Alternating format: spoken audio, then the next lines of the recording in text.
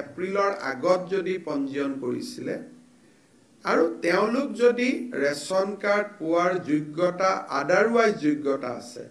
তেনেকুৱা 6 লাখ পৰিয়ালক আমি নতুনকৈ ৰেচন কাৰ্ড দিবৰ বাবে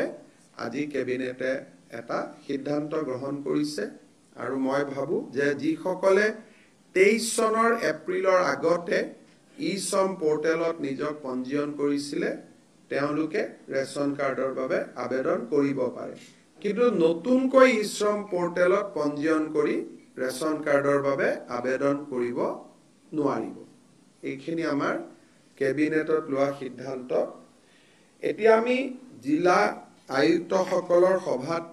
গ্ৰহণ কৰা কেইটামান সিদ্ধান্তৰ বিষয়ে আপোনালোকক অৱগত কৰিব এপ্ৰিলৰ আগত যদি পঞ্জীয়ন কৰিছিলে আৰু তেওঁলোক যদি ৰেচন কাৰ্ড পোৱাৰ যোগ্যতা আদাৰৱাইজ যোগ্যতা আছে তেনেকুৱা 6 লাখ পৰিয়ালক আমি নতুনকৈ ৰেচন কাৰ্ড দিবৰ বাবে আজি কেবিনেটে এটা সিদ্ধান্ত গ্ৰহণ কৰিছে